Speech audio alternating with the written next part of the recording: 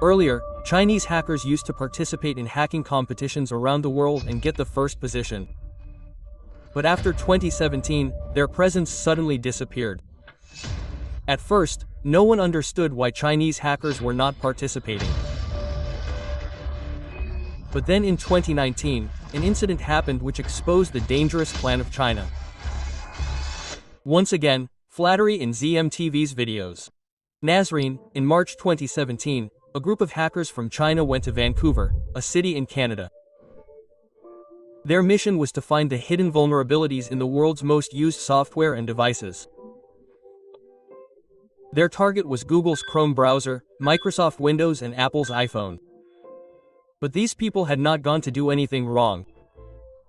They had gone to participate in a legal hacking competition called Porn to On. This is the biggest hacking competition in the world in which hackers hack the software of companies and find security flaws or loopholes in it, and in return they get a cash prize. There are different prices in this competition, from $0.5 lakh to $1 million. The biggest prize is received for finding a vulnerability that no one has found before, and this is called zero-day vulnerability. When a hacker finds such a flaw, those details are given to the same company like Google, Microsoft or Apple so that they can fix that problem or loophole immediately by releasing a new update, and hackers get a cash prize of millions of dollars. That is, this is an ethical hacking competition in which hacking does not harm anyone but rather improves security. For many years, Chinese hackers were at the forefront in such competitions. Be it Porn Tune or any other hacking event, Chinese hackers always won. But everything changed suddenly after 2017. Chinese hackers who used to participate enthusiastically in hacking events around the world suddenly disappeared. Everyone noticed the lack of Chinese hackers in all the hacking events that took place after 2017. This silence was bothering everyone, especially America. And during this time, a random message from a big cybersecurity firm of China made everyone's ears perk up. Key 360 is a top cybersecurity firm of China. A statement of its CEO Zhou Heng'ai came to the public in which he was seen criticizing these Chinese hackers a lot. He said that why do they go and show their hacking skills to foreign countries? He gave this statement to China's news agency Sina, in which Zhou said that performing well in such events is just an imaginary victory. That is, just a show-off. His stance was that the vulnerabilities you people look for are not worth a few lakh dollars but billions of dollars. Shortly after this statement by Key 360 CEO, Chinese hackers stopped participating in international hacking competitions. But it turned out that Chinese hackers did not do this voluntarily, but the Chinese government stopped them. If anyone took the statement of Key 360 CEO seriously, it was the Chinese government. Shortly after, the Chinese government officially banned cybersecurity researchers and hackers from participating in overseas competitions. Immediately after this ban, a new hacking competition was launched within China, named Tianfu Cup. This competition became an alternative to the international contest, and the prize money in it was kept more than $1 million. The news of the launch of Tianfu Cup alerted many countries because it was an indication that China is now preparing itself for cyber warfare by using hacking. In November 2018, the first event of Tianfu Cup was organized in the Chinese city of Changkou. In this, a $100,000 prize was won by Qijin Zhao, a researcher from 360. He had found a very powerful and dangerous hack. That too in Apple's iPhone.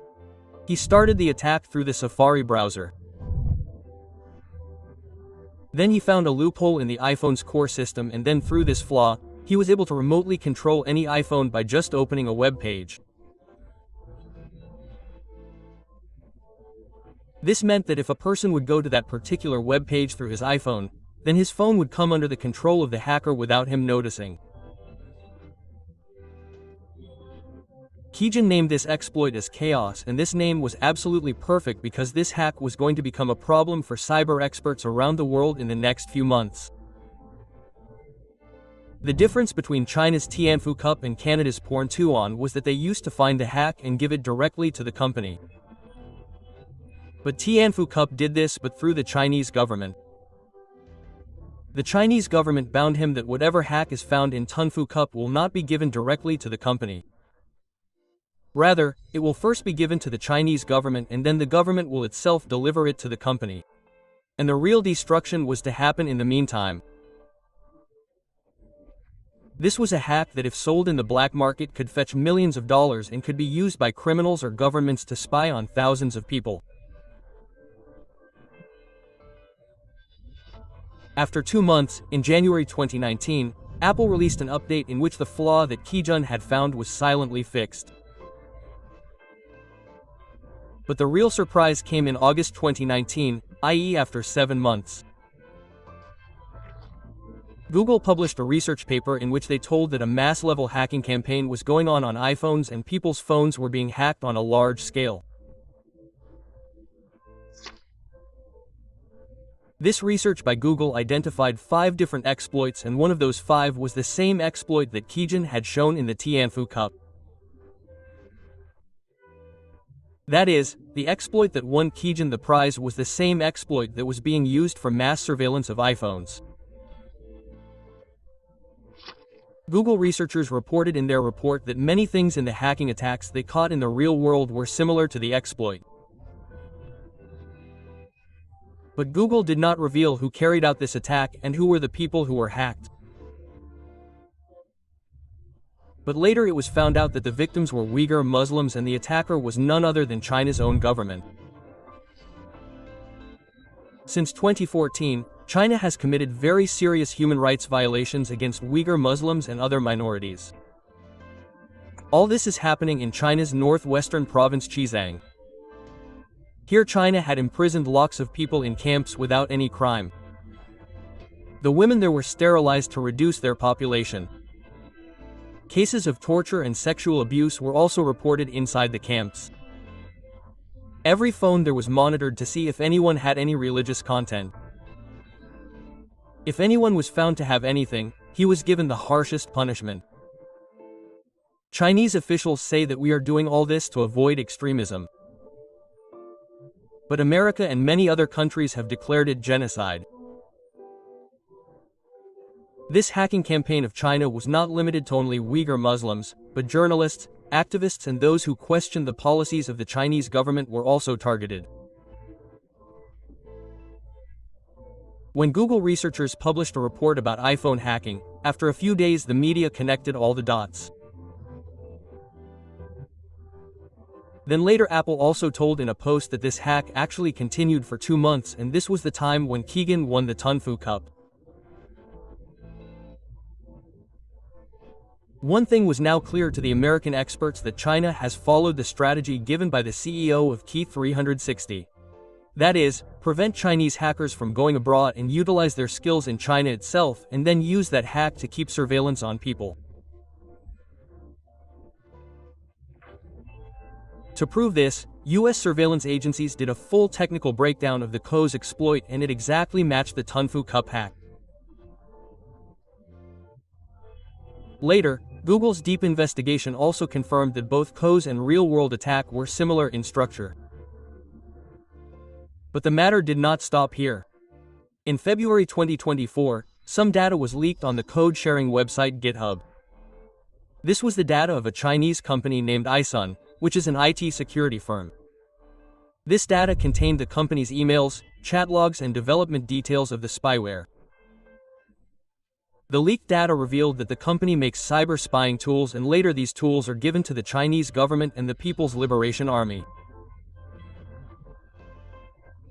The leaked chats mention contracts between the Chinese Ministry of Public Security and iSun.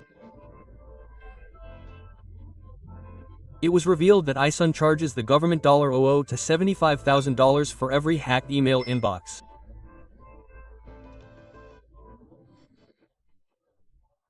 Today, the Tunfu Cup has entered its 8th year and is being sponsored by China's biggest tech giants like TopSec, Alibaba Pay and Chew360. But now American officials are very concerned because the people and companies involved in this competition are seen to have links with the Chinese military.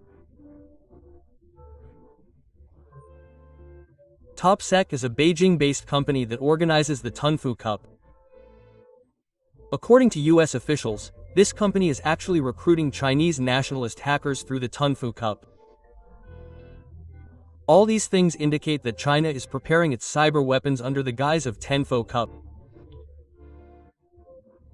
And when national powers support hackers, it is not to win awards, but their motive is something else. In 2024, the data of the US Treasury Department was hacked. According to the US, Chinese state-sponsored hackers hacked the computers of the US Treasury Department and stole sensitive documents.